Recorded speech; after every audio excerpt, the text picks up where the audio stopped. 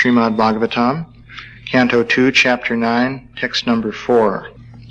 O King, the personality of Godhead, being very much pleased with Lord Brahma because of his non-deceptive penance in Bhakti Yoga, presented his eternal and transcendental form before Brahma, and that is the objective goal for purifying the conditioned soul.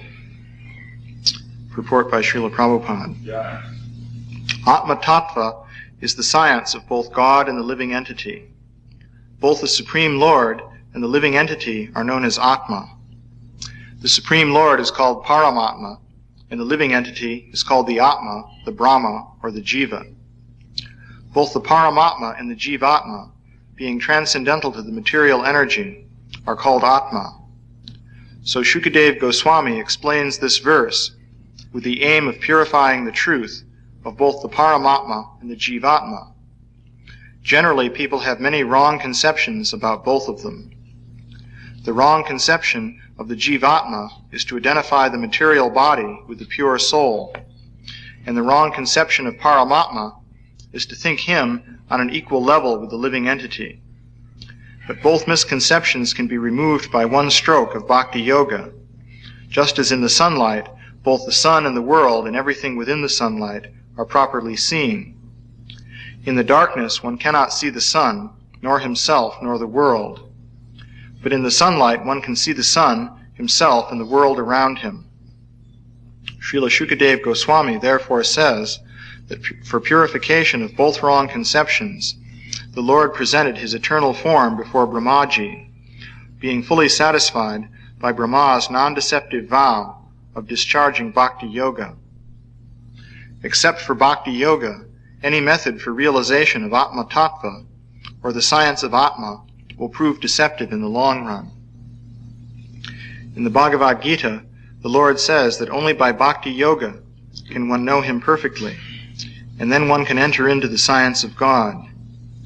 Brahmaji undertook great penance in performing Bhakti Yoga, and thus he was able to see the transcendental form of the Lord. His transcendental form is 100% spiritual, and one can see him only by spiritualized vision after proper discharge of tapasya or penance in pure Bhakti Yoga. The form of the Lord manifested before Brahma is not one of the forms with which we have experience in the material world. Brahmaji did not perform such severe types of penance just to see a form of material production. Therefore, the question by Maharaj Parikshit about the form of the Lord is answered. The form of the Lord is Satchidananda, or eternal, full of knowledge and full of bliss. But the material form of the living being is neither eternal, nor full of knowledge, nor blissful. That is the distinction between the form of the Lord and that of the conditioned soul. The conditioned soul, however, can regain his form of eternal knowledge and bliss simply by seeing the Lord by means of Bhakti Yoga. The summary is that due to ignorance, the conditioned soul is encaged in the temporary varieties of material forms. But the Supreme Lord has no such temporary form like the conditioned souls. He is always possessed of an eternal form of knowledge and bliss, and that is the difference between the Lord and the living entity. One can understand this difference by the process of Bhakti Yoga. Brahma was then told by the Lord the gist of Srimad Bhagavatam in 4 original verses. Thus Srimad Bhagavatam is not a creation of the mental speculators.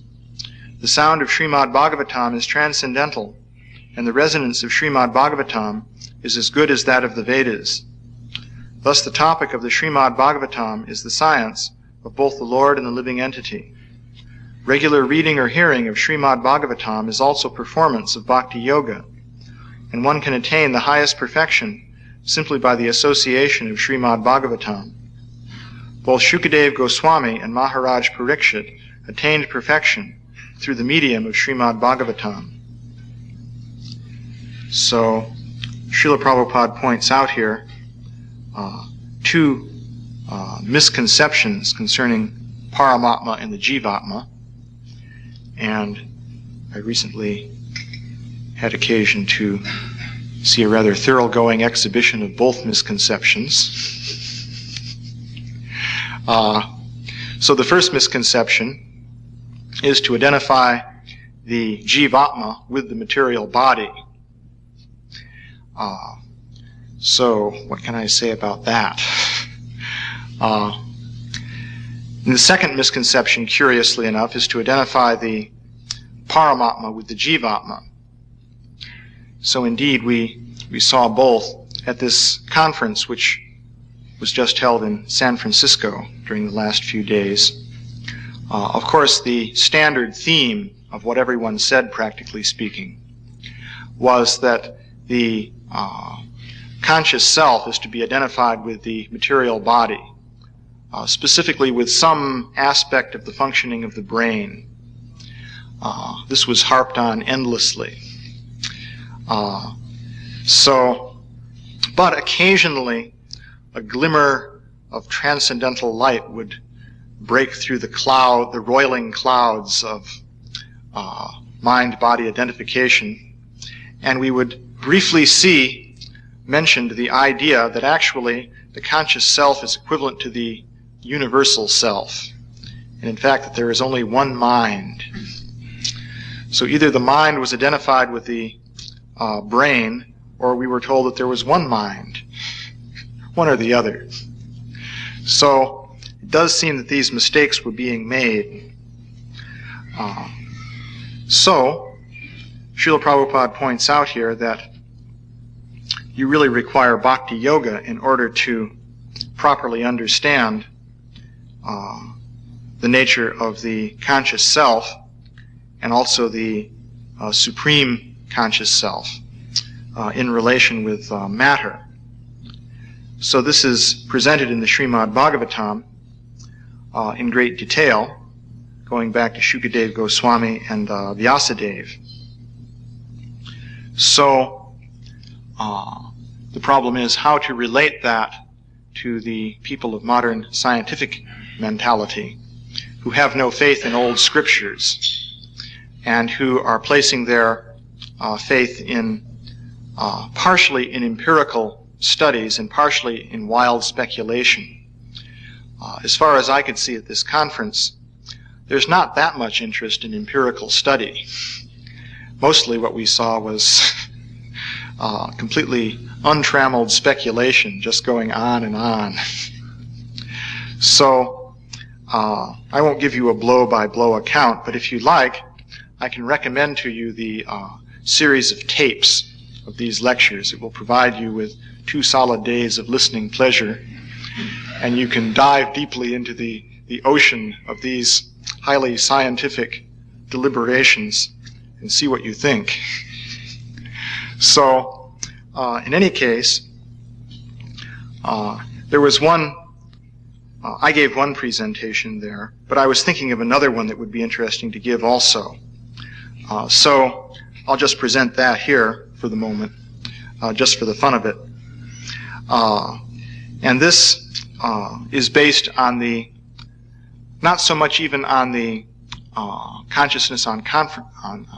conference on consciousness that I just went to, but on another conference that Drew DeKarma and I went to a few days before that in Santa Fe, New Mexico.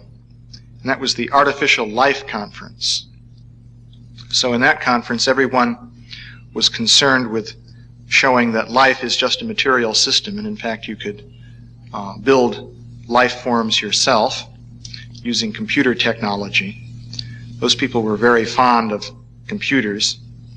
At this conference we didn't have any real aficionados of the computer realm, although we met this guy Osborne of the Osborne Computer Company, and he's a very interesting fellow.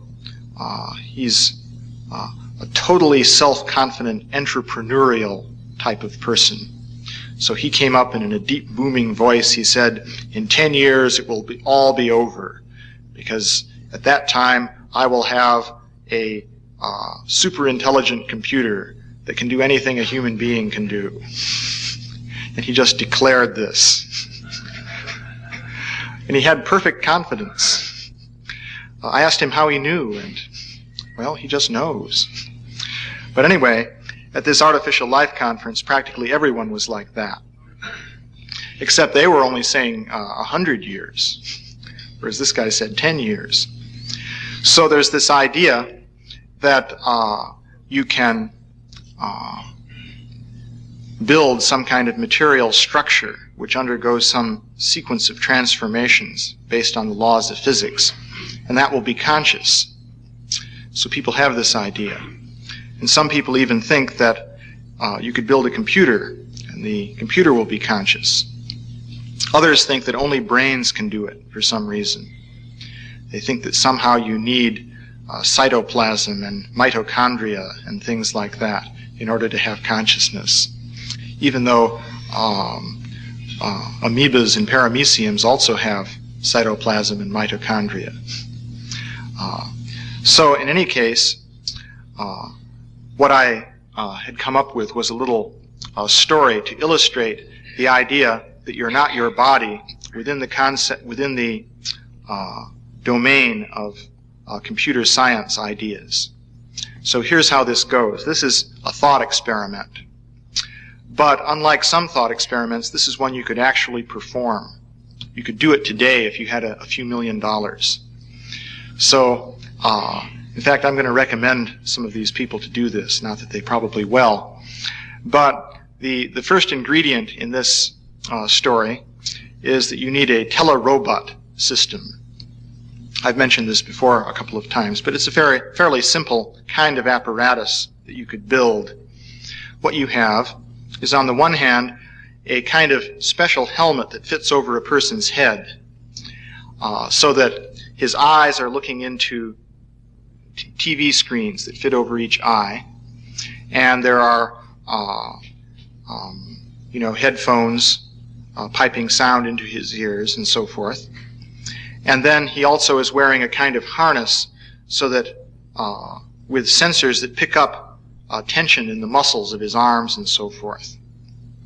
So this is hooked up with some electronics which codes all the information coming from the sensors, and which also sends electronic signals to these various devices, such as the TV cameras. And this is linked by radio, let's say, with a robot. Now the robot has TV camera eyes, which correspond to the TV screens in this helmet that the guy is wearing. And it has microphones which hook up to the earphones or loudspeakers in the helmet. And also it has servo mechanisms which move its arms and so forth in accordance with the signals obtained from this harness that the person is wearing.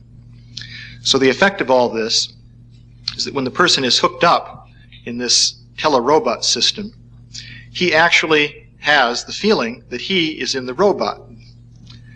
Now this has been done in Japan, so I have read. And the illusion that is created by this device is fairly effective. Even though it's what they have today, what they can build today, is a fairly crude kind of device. Because, for example, when you look through the TV cameras of this machine, you're looking out, through the TV screens, you're looking out through the TV cameras of the telerobot. And when you turn your head, the robot head turns at the same time. And so you scan across the image of the place that the robot, the area the robot is looking at. So you actually have the illusion that you're the robot and that you're seeing from the perspective of the robot.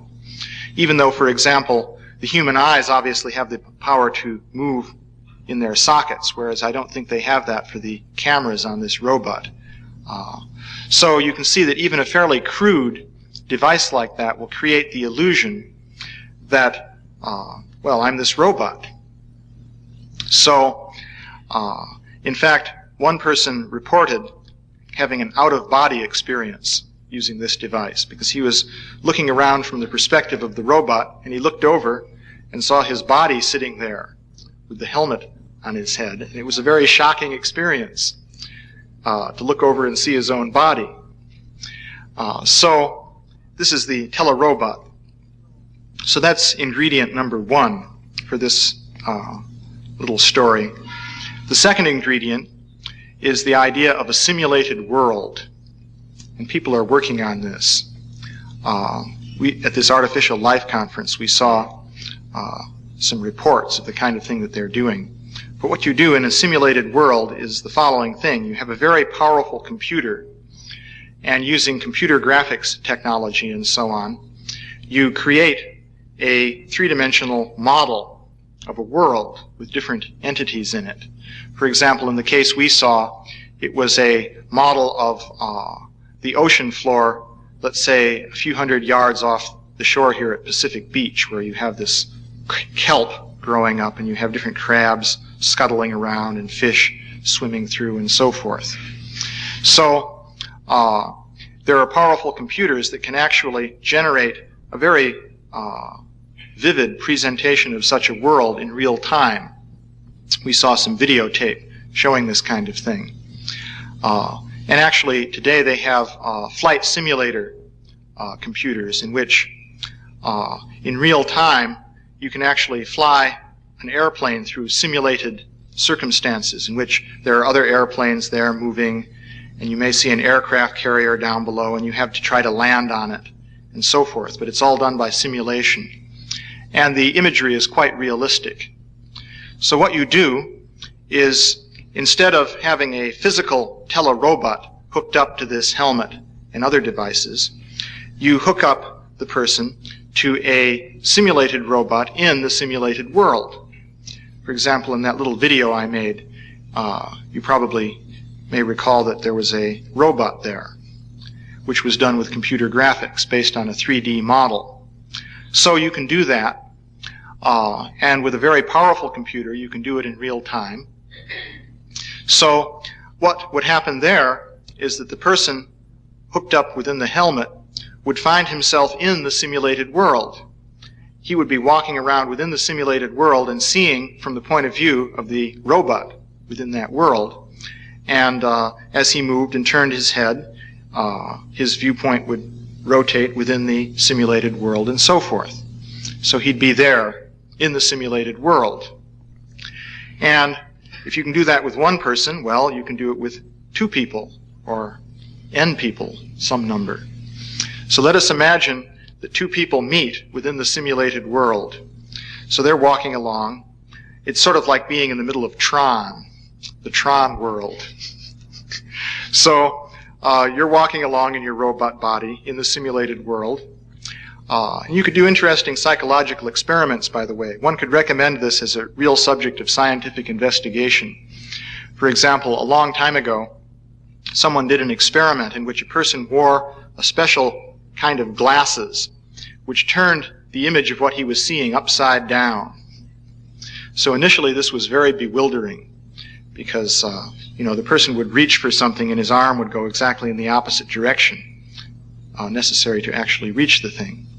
But gradually the person adjusted, and finally he had the experience that everything was normal.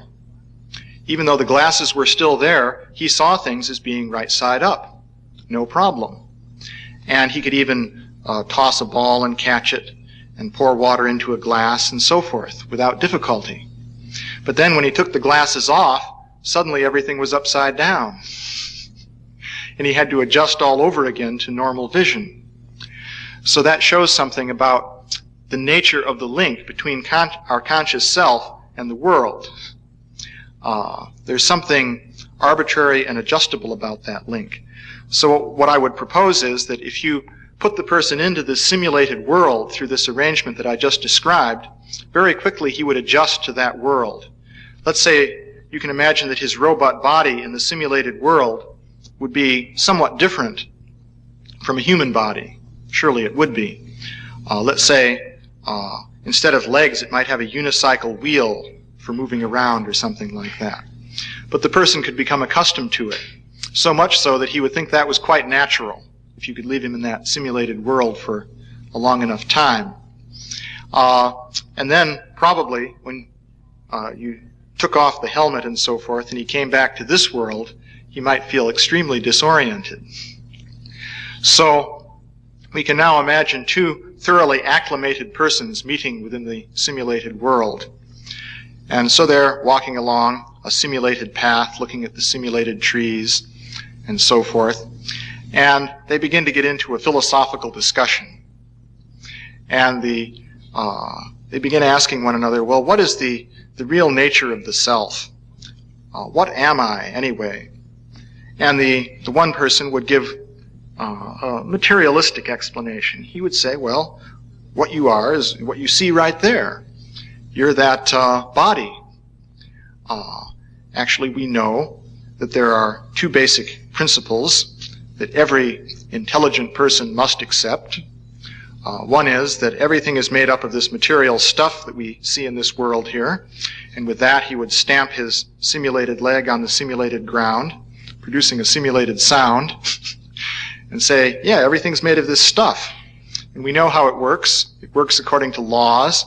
You could pick up one of the simulated rocks and drop it, and sure enough, it would accelerate down with, according to the formula, 1/2 AT squared, and hit with a simulated thud.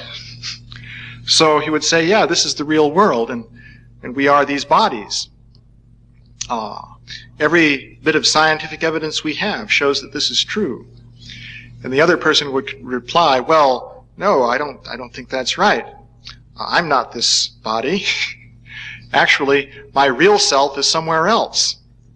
I have an actual body which is sitting in a room somewhere in another place, and I'm merely linked up with this body. So this isn't my real self. So the first one would reply, what nonsense. Can you show me any evidence of this? Show me this other body that you say is your real body. I would like to see it. And then the person would say, well, I can't show it to you because it's in another world.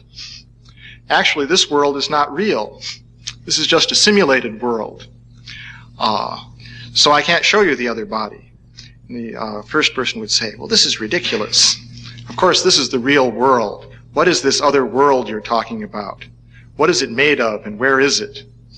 And the person would have to say, well, this other world that I'm talking about is the real world. It has actual reality. Whereas here, we think these forms are real that we're seeing here and so forth, but actually they're not real. This is the world of illusion. And so the upshot of the conversation, though, would be that the materialist there would not be convinced. And in fact, the other person who had this strange idea that his real body was somewhere else would be unable to convince this other person that that was true. Because within the simulated world, all he could point to would be things that are part of the simulation. There'd be literally nothing he could do to get out of that world and point to anything else. So this is a little story to illustrate the actual situation that we're in. Because in fact, we are in a simulated world, in one sense. You can then continue the metaphorical story a little bit further. You could say that according to the Srimad Bhagavatam, first of all, it's interesting, to make this simulated world, you need a powerful computer. And at this Artificial Life Conference, we heard about some ways of making the computers of the future. And this guy, Toffoli from MIT, was talking about what he called programmable matter. And the idea is that in present-day computers, of course, they've miniaturized things enormously. Computers used to be made of great big vacuum tubes and so on. Whereas now, you need a microscope really to see the circuitry on these little chips. But he was talking about an even greater degree of miniaturization in which you have what he called programmable matter. And it's organized practically on a molecular or atomic level into many little cellular automata that are all linked together. And so on this programmable matter, you can run all kinds of simulations using simulated laws of physics, and you get a new computational physics emerging. So he was going on about that. So one could say that as far as the Srimad Bhagavatam is concerned, there is a kind of programmable matter, and that's called pradhan. If you read the discussion of the Sankhya philosophy, say in the third canto, what you find is that the pradhan has built into it all kinds of features which are suitable for creating a simulated world. Inherent within pradhan, there's the principle of false ego and the three modes of material nature and the different senses, also the different material elements, the tanmatras, of course the active and senses and the senses of perception, and so forth. So all these different elements are inherent within pradhan, but in the pradhan stage they're not activated. They're not doing anything. And then when Mahavishnu glances over the pradhan, you could say in a sense he programs this programmable matter in a sense and sets the simulation into motion by introducing the element of time into the physical picture. And in fact, you could say that the karma of the living beings who are injected into the material universe or material universes corresponds to the programming. So in any case, by adjusting the behavior or activity of this pradhan, Mahavishnu creates universes in which there's organized structure. And these are basically simulated worlds, and they are worlds of illusion. Because in these worlds there are different forms, and through the sensory apparatus, the conditioned souls are linked up with these forms. So that's just like the body of the individual being linked up to the simulated bodies in this simulated world through the apparatus of this helmet and electronics and so forth. So it's you can draw an analogy to that. And of course, another interesting feature is that the material world is called the world of names. Well, in this simulated world, which is being run on a computer, everything is being done by symbol processing. There's no real substance there anywhere. It's all a matter of manipulating symbols within the computer. So you can draw this comparison between the world of names, because in this world, all you've really got, apart from the pradhan itself, is systems of names and so forth. That is described. So you can draw an analogy there. And of course, this world is the world of Maya, or illusion. But the important thing about Maya is, when you say that something is Maya, you don't mean that there's nothing there. What you mean is that there is something there which creates an illusion of something which actually isn't there.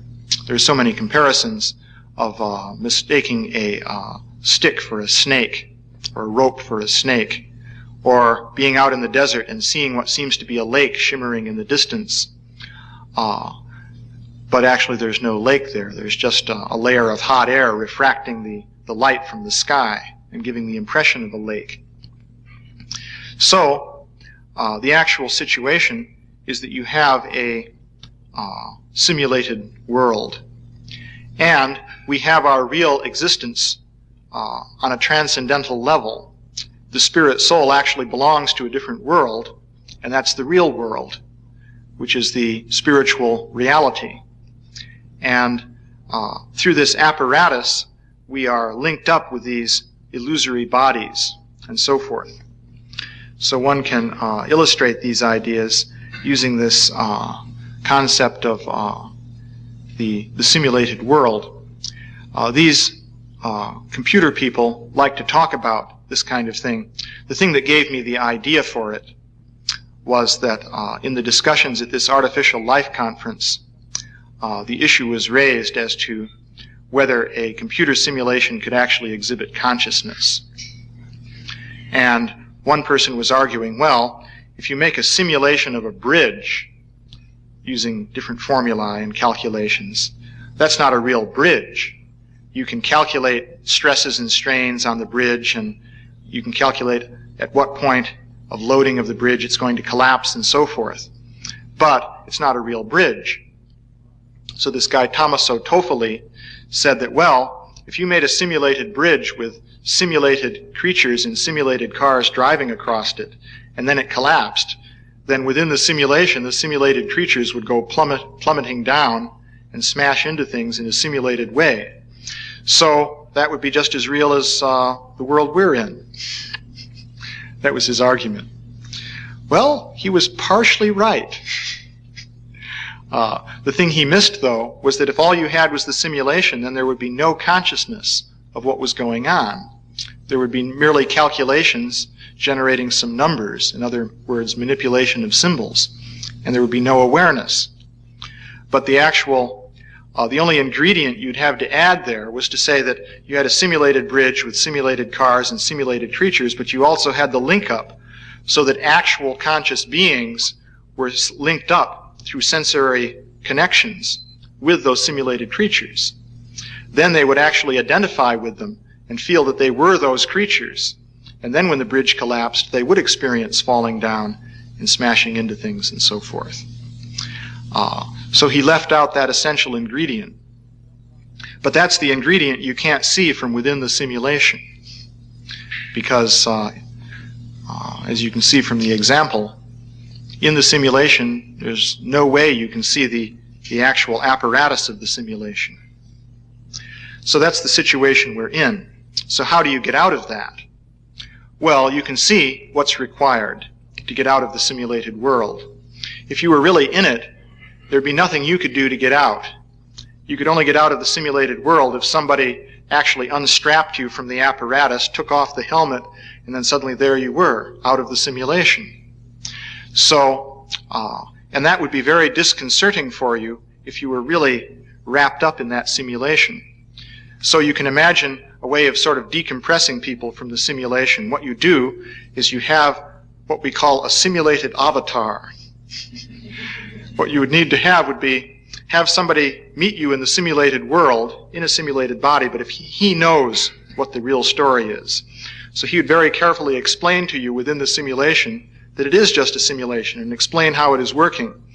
And if you properly related to this individual, asking humble questions and rendering service and so forth, then eventually you'd become qualified. And he'd say, okay, are you ready? Now we're going to take you out of the simulation, and then take off the guy's helmet, and suddenly, wait a minute, this isn't the simulation anymore. This is the real world.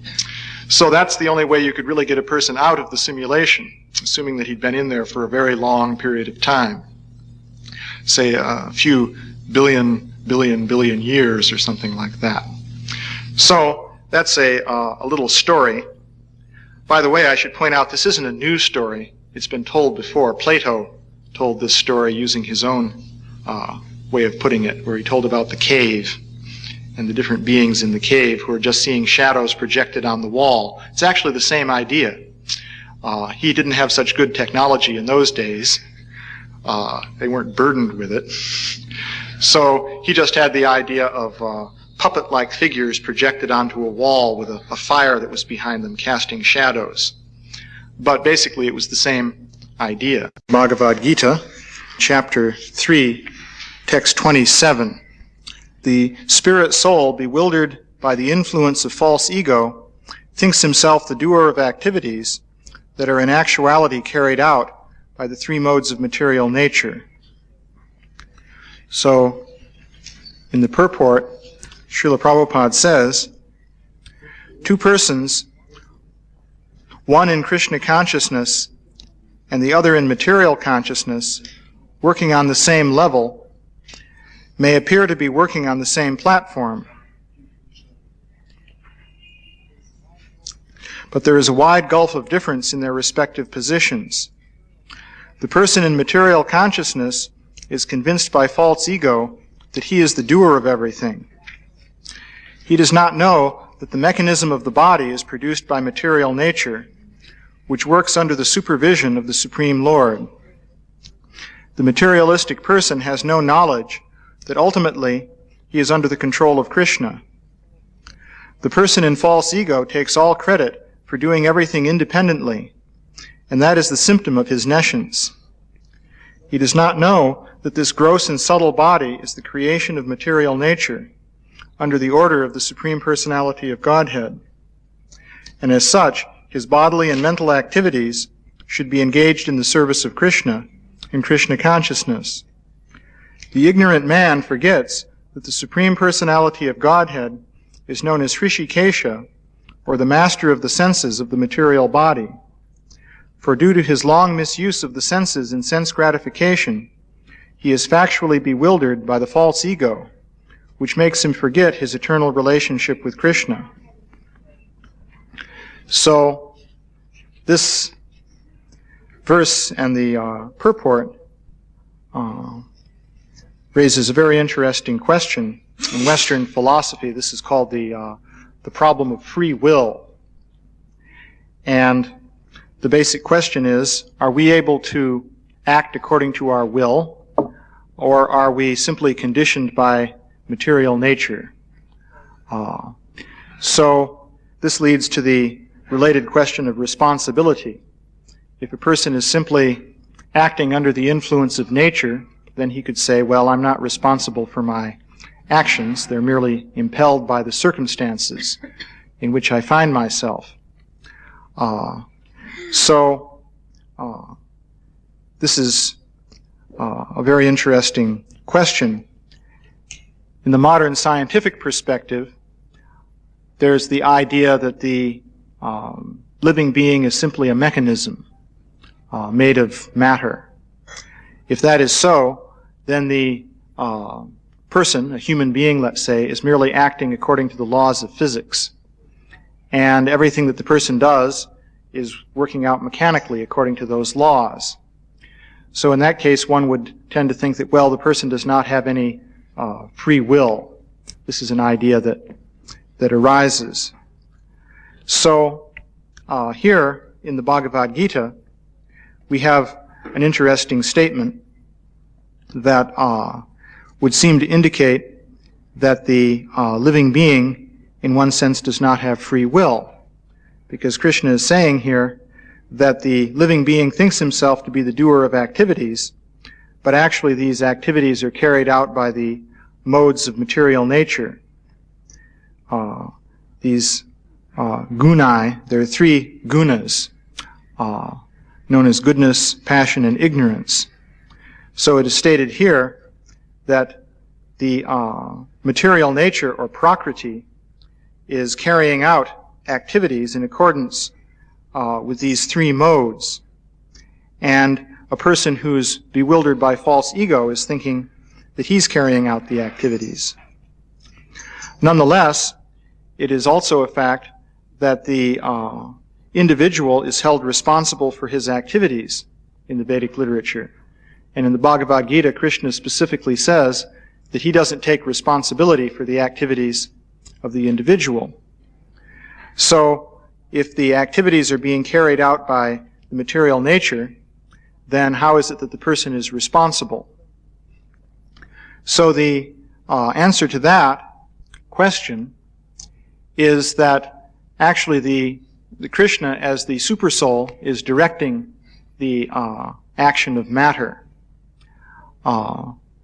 So the material energy has a superior source of direction that the spirit soul, or the actual conscious individual within the body, does not have the power to directly control the material energy. But the supersoul, who is accompanying the living being within the heart, does control the material energy. So typically the supersoul is controlling the material energy in accordance with the desires of the individual and also the karma of the individual. So, for this reason, the individual is responsible for what happens, because the supersoul has arranged that, all right, I will make things happen according to your desire, so you have to take responsibility for what happens. And karma, in fact, is the means whereby one receives feedback for one's actions. If one performs actions in one way, one will get one sort of karmic reaction, and if one performs actions in a different way, there will be some different reaction. So that is a system of punishment, actually, and reward for those who are acting on a material platform as conditioned souls. So, there's a very interesting purport in the second canto of the Srimad Bhagavatam, in which Srila Prabhupada points out that you can actually realize the presence of the supersoul as the guiding source of intelligence within the body. He says there that even a common man can do this, and he outlines a series of steps whereby this is possible. So the first step that Srila Prabhupada points out there is that one can recognize by introspection that one is not the material body. And he says this may not be obvious immediately, but actually by very careful thought and discrimination, you can distinguish between yourself and the material body, including the subtle processes of the mind. So basically the process there is to examine what you're perceiving and see how you are different from that. Of course, it's easy for us to understand that we're different from the sort of gross limbs and so forth of the body, because you know that if a person's arm is cut off or something like that, the person remains the same as a conscious individual. But someone may have doubts when it comes to the action of the mind. Still, one can observe the actions of one's mind and discriminate between that and one's own self by observing how these different mental images and so on are coming and going, and they are something that we are perceiving, but the perceiver is different from those continually flickering mental images. So by carefully considering this, one can discriminate between the self and which is the actual seer and that which is seen. So that was the first point. And then the second point that Srila Prabhupada made was that once you see that your self is distinct from the material body, you can actually understand that the body is acting and reacting according to the modes of material nature. You can do this by just analyzing what the body is doing. And you can see it's following rules of a material nature. And so the body is essentially acting like some sort of mechanism, something like that. But there's a further step. And that step is to realize that in fact, even though the body is acting according to some rules or laws independent of ourself, that is, one can realize the purport of this verse in the Bhagavad Gita, that we are not actually the doers of activities. Still, one can see that these activities are not just coming about or being carried out in a haphazard way, but there's some intelligence involved. However, that's not our intelligence. So one can come to that point of discrimination. Srila Prabhupada points out that one can see that one is taking the assistance of some higher intelligence. And if a person is unable to do this, then he becomes deranged or unable to function in a normal fashion. So there are many simple examples in which you can see how we're taking advantage of some higher intelligence which is directing the action of the body. Krishna says in the Bhagavad Gita that he's the source of memory, intelligence, also forgetfulness, and so on. And you can see that the different abilities that we have are not directly under our control, nor do we understand how they work. We depend on these basic abilities all the time, but if we're asked to explain how they work, we don't know. And even the deepest studies in modern science really don't give us much information on this. Take, for example, the fact that one is speaking. When you speak, you have some idea in mind that you want to express, and immediately grammatical sentences come out expressing that. And actually, if you think about this, you can see that even if in theory you understand how it works, which we really don't understand, still you're not putting the sentences together according to your own conscious intelligence, selecting the words and so forth. If you tried to do that, you wouldn't even be able to speak at a normal speed. It's all just happening.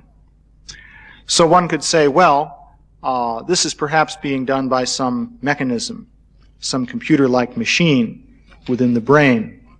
And in fact, someone will argue that damage to the brain can interfere with this process, and so that shows that it is being carried out by a machine within the brain. But one can ask how the machinery got organized in the first place.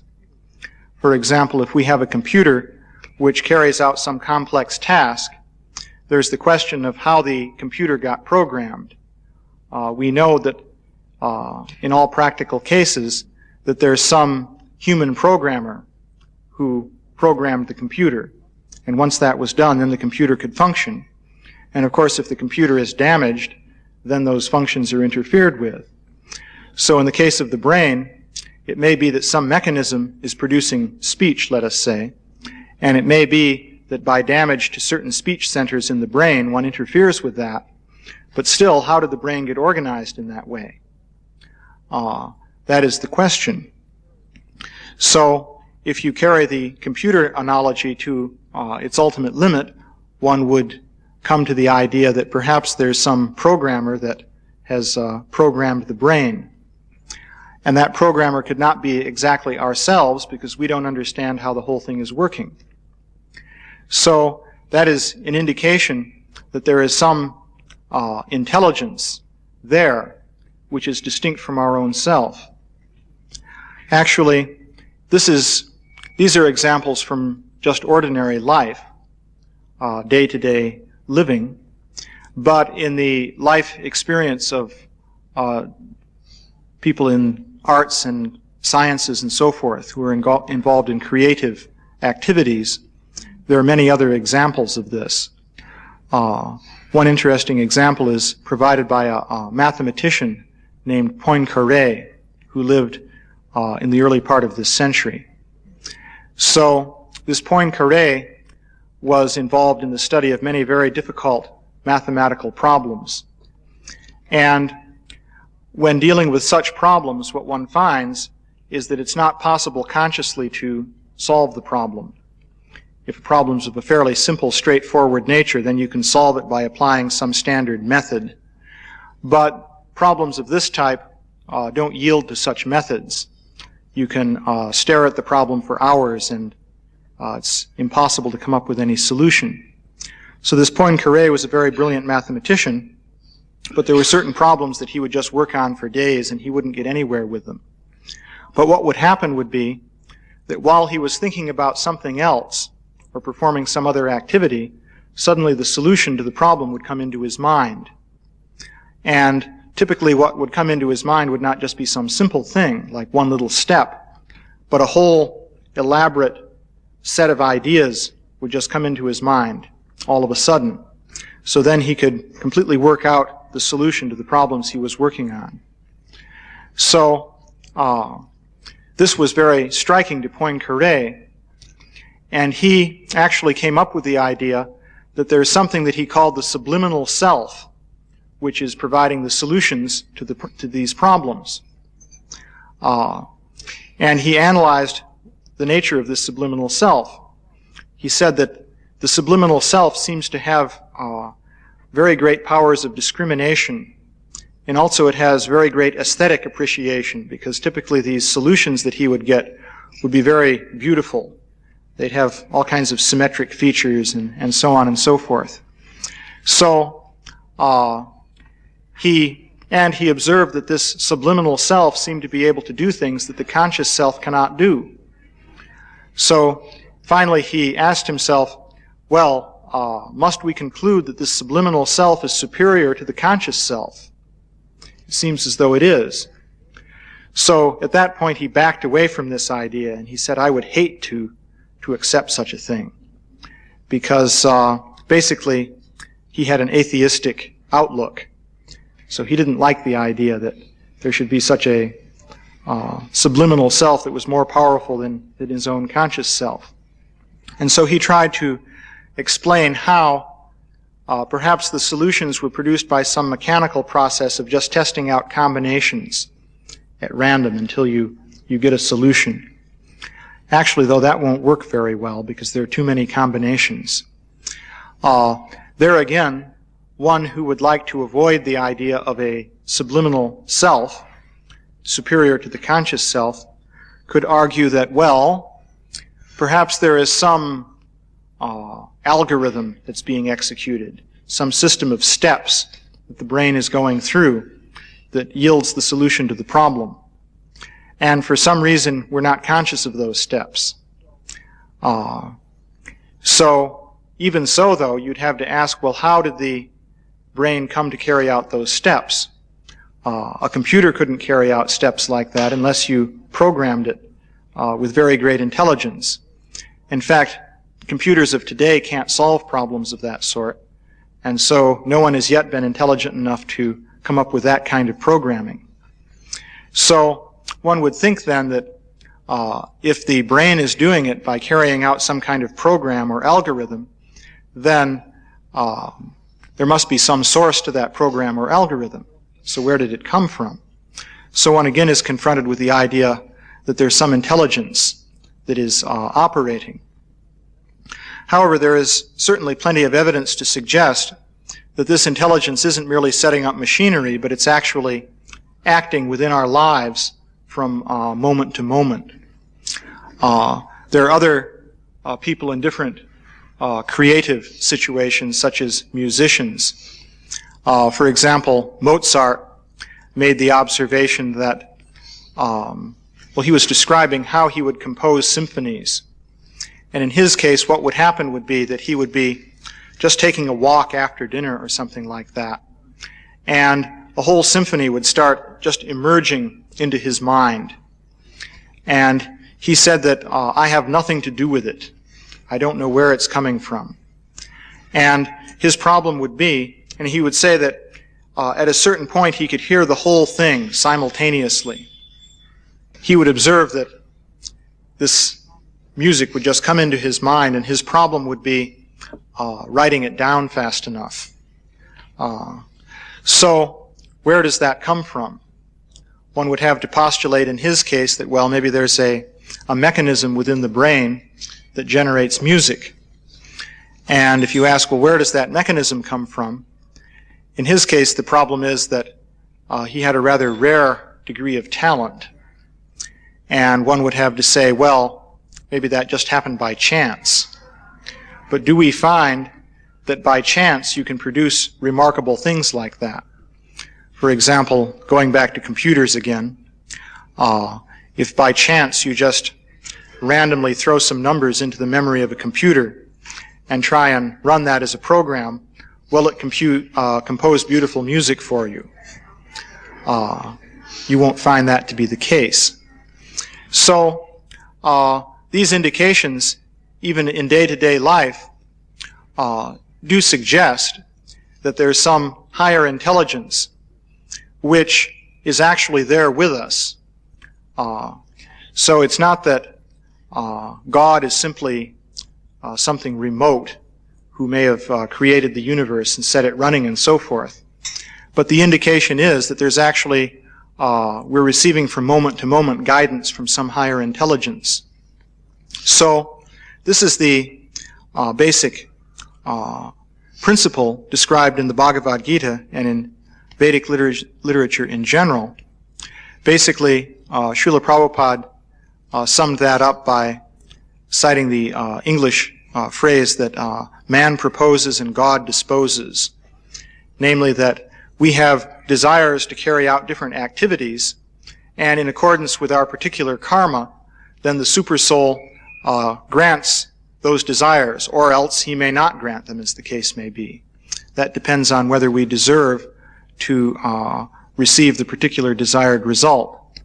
So in this way, the conscious self is actually not the doer of activities, but in another sense the conscious self is the doer, because Krishna is agreeing to act according to the desire of the conscious self. And so Krishna then says, well, the given being, the given spirit soul has to take responsibility for that in the form of different karmic reactions. Of course, this is true only if the spirit soul is acting independently of Krishna. So, as long as one is acting on one's own behalf, without regard for Krishna's instructions, then one receives karmic reactions for one's different activities. But if one acts in service to Krishna, then there are no karmic reactions, because then Krishna actually takes responsibility. If you're doing what Krishna wants you to do, then he will take full responsibility for all the results of that. So actually what we should do is act in devotional service to Krishna. And then our actions will actually be perfect, because they'll be in agreement with Krishna's desires. So these are some observations concerning this question of free will. I thought I'd make some other observations concerning the scientific issues that come up in this connection.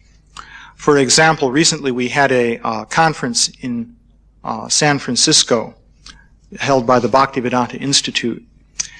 The title of the conference was Consciousness Within Science.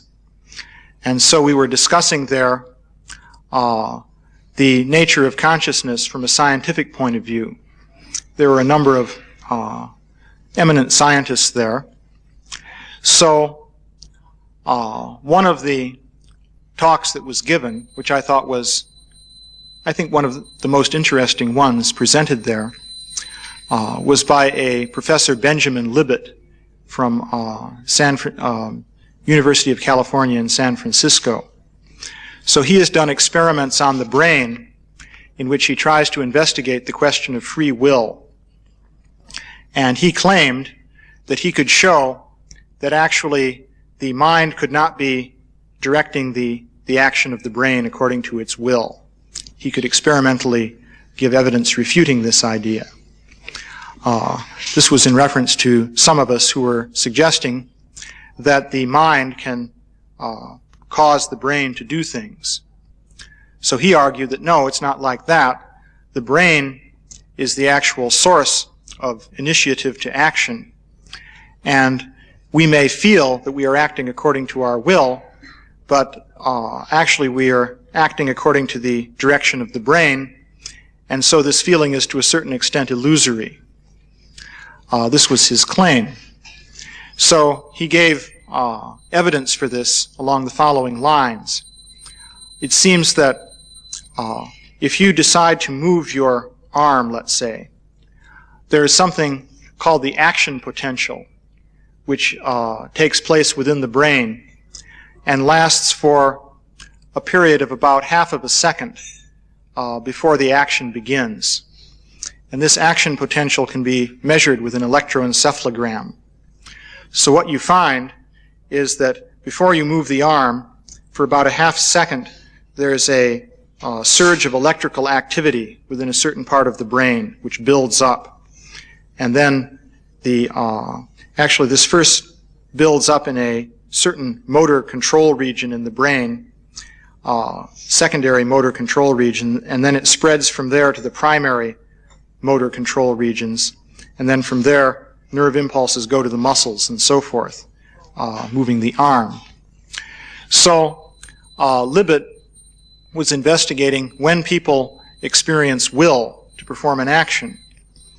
And so he performed an experiment in which he had a person watching a rotating dot and on a, I guess, metal disc, something like that. And he gave them the instruction that at some point, whenever you desire, move your hand.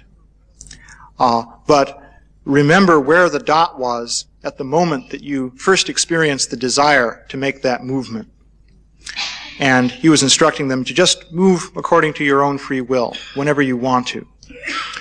So what he maintains is that in these experiments, he would find that the action potential would already be in process for about 350 milliseconds before the point where the person reported the will to make the movement. And so he said, well, before the person experiences the will to make the movement is already set into action by the brain. So this shows that this feeling of will is illusory. The person is not actually acting according to his will, because the brain was acting first. So this was his observation. And so he was saying then, well, this shows that you couldn't have the mind influencing the brain and so forth. So it's an interesting observation. But from the point of view of the Vedic literature, I would suggest that his observation is a little bit too naive or limited, because will is not such a simple thing. What we see here is it's described that a bewildered soul will think that he's the doer of activities which are also actually being carried out by the modes of nature.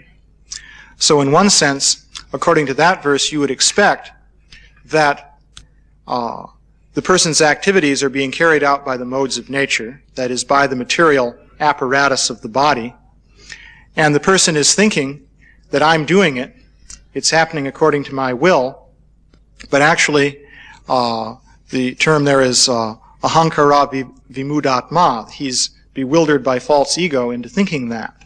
Actually, that's an illusion. He's not really doing it according to his will. So that's one conclusion that can be derived there. But then that leads into the further discussion that I just went through, namely that, well, if that's true, then how could we be held responsible for our actions? And are we simply passive entities sort of being carried along by nature? In that case, what's the use of trying anything if we have no actual independence? And of course, the answer is that actually we do have independence and we can make our own choices. But according to our desire, these choices and activities are carried out by the supersoul who's directing the actions and reactions of the elements within the body. So it's actually a very complex process. In this particular case of the experiment with the brain, it may well be that the person does not actually have any independent will regarding moving his hand in this experiment. It might be that instead of that, you could say his will is actually to cooperate with the experimenter. And having willed to do that, then a whole complex set of actions is set into motion in which he moves his arm and so forth, and feels that this is happening according to his will. So will is actually a complicated issue. In fact, according to the Vedic literature, the most important thing is actually to have the correct desire or the correct will. For example, in the chanting of the holy name of Krishna, it's described that there are different offenses involved in chanting of the holy name. These mainly are related to attitudes or ideas one has about the holy name. So if you are infested with these particular offensive ideas or attitudes, then the chanting of the holy name will not be immediately effective. So then one could say, well, why not just give up those attitudes? Because if you do, then it will be effective. So, in fact, it's described that even when you come to the end of the offensive stage of chanting, and you haven't yet reached the stage of love of God, in this so-called nama-bas stage, all the different anarthas of material life are driven away by that. And so you could say, well then, why not avoid these offenses? But it turns out that it's not easy to do that, because we're bewildered about what our real motives are. So that's a whole subject to go into. So, let's see. It's about 1:15. Are there any questions or comments? Yeah? In this we covered quite a good bit about how to exercise our own will in a material setting. But consider the more important problem of aligning our own will with divine will of God. How do we begin to go about doing something like that? Well, to do that, ultimately it's a gradual process of purification, because one has to start by being basically willing to follow Krishna's instructions and so forth. But initially, one is bewildered about one's own motives, as I was just mentioning. So the chanting of the holy name cleanses the heart. And so initially, one will be bewildered about one's own motives, and so one will not actually have pure desires with relation to Krishna consciousness, even though you may have heard instructions as to what pure desires might be. It's hard to realize this within oneself initially. But because the chanting purifies the heart, then gradually one will realize, to a more and more perfected degree, what one's desires are and what they should be. And thus one will be able to come to a point of having pure desires in relation to devotional service. So that ties in with the whole question of free will and so forth. It's a matter of realizing what we're actually willing. But if we undertake this process, then the purifying effect of the holy name will enable us to do that gradually.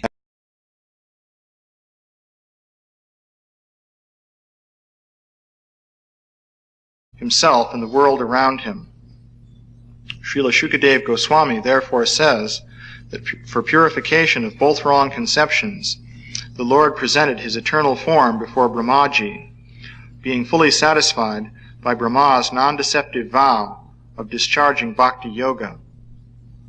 Except for bhakti yoga, any method for realization of Atma Tattva, or the science of Atma, will prove deceptive in the long run. In the Bhagavad Gita, the Lord says that only by bhakti yoga can one know him perfectly, and then one can enter into the science of God. Brahmaji undertook great penance in performing bhakti yoga, and thus he was able to see the transcendental form of the Lord. His transcendental form is 100% spiritual, and one can see him only by spiritualized vision after proper discharge of tapasya or penance in pure bhakti yoga. The form of the Lord manifested before Brahma is not one of the forms with which we have experience in the material world. Brahmaji did not perform such severe types of penance just to see a form of material production. Therefore, the question by Maharaj Parikshit about the form of the Lord is answered. The form of the Lord is Satchidananda, or eternal, full of knowledge and full of bliss. But the material form of the living being is neither eternal, nor full of knowledge, nor blissful. That is the distinction between the form of the Lord and that of the conditioned soul. The conditioned soul, however, can regain his form of eternal knowledge and bliss simply by seeing the Lord by means of bhakti yoga. The summary is that due to ignorance, the conditioned soul is encaged in the temporary varieties of material forms. But the Supreme Lord has no such temporary form like the conditioned souls. He is always possessed of an eternal form of knowledge and bliss, and that is the difference between the Lord and the living entity. One can understand this difference by the process of bhakti yoga. Brahma was then told by the Lord the gist of Srimad Bhagavatam in 4 original verses. Thus Srimad Bhagavatam is not a creation of the mental speculators. The sound of Srimad Bhagavatam is transcendental, and the resonance of Srimad Bhagavatam is as good as that of the Vedas. Thus the topic of the Srimad Bhagavatam is the science of both the Lord and the living entity. Regular reading or hearing of Srimad Bhagavatam is also performance of bhakti yoga, and one can attain the highest perfection simply by the association of Srimad Bhagavatam. Both Shukadeva Goswami and Maharaj Parikshit attained perfection through the medium of Srimad Bhagavatam. So, Srila Prabhupada points out here 2 misconceptions concerning Paramatma and the Jivatma, and Srimad Bhagavatam, Canto 2, Chapter 9, Text number 4. O King, the personality of Godhead, being very much pleased with Lord Brahma because of his non-deceptive penance in Bhakti Yoga, presented his eternal and transcendental form before Brahma, and that is the objective goal for purifying the conditioned soul. Purport by Srila Prabhupada. Yeah. Atma Tattva is the science of both God and the living entity. Both the Supreme Lord and the living entity are known as Atma. The Supreme Lord is called Paramatma, and the living entity is called the Atma, the Brahma, or the Jiva. Both the Paramatma and the Jivatma, being transcendental to the material energy, are called Atma. So Shukadeva Goswami explains this verse with the aim of purifying the truth of both the Paramatma and the Jivatma. Generally, people have many wrong conceptions about both of them. The wrong conception of the Jivatma is to identify the material body with the pure soul, and the wrong conception of Paramatma is to think him on an equal level with the living entity. But both misconceptions can be removed by one stroke of Bhakti Yoga. Just as in the sunlight, both the sun and the world and everything within the sunlight are properly seen. In the darkness, one cannot see the sun, nor himself, nor the world. But in the sunlight, one can see the sun, one or the other.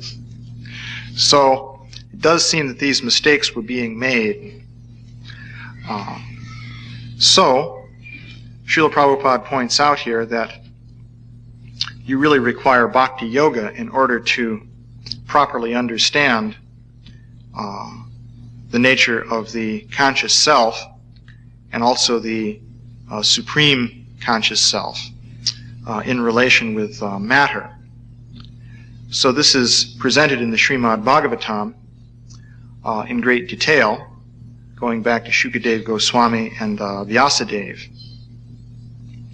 So the problem is how to relate that to the people of modern scientific mentality who have no faith in old scriptures and who are placing their faith in partially in empirical studies and partially in wild speculation. As far as I could see at this conference, there's not that much interest in empirical study. Mostly what we saw was completely untrammeled speculation, just going on and on. So, I won't give you a blow-by-blow account, but if you like, I can recommend to you the series of tapes of these lectures. It will provide you with 2 solid days of listening pleasure, and you can dive deeply into the ocean of these. I recently had occasion to see a rather thoroughgoing exhibition of both misconceptions. So the first misconception is to identify the Jivatma with the material body. So what can I say about that? And the second misconception, curiously enough, is to identify the Paramatma with the Jivatma. So indeed, we saw both at this conference, which was just held in San Francisco during the last few days. Of course, the standard theme of what everyone said, practically speaking, was that the conscious self is to be identified with the material body, specifically with some aspect of the functioning of the brain. This was harped on endlessly. But occasionally, a glimmer of transcendental light would break through the roiling clouds of mind-body identification, and we would briefly see mentioned the idea that actually the conscious self is equivalent to the universal self, and in fact that there is only one mind. So either the mind was identified with the brain, or we were told that there was one mind.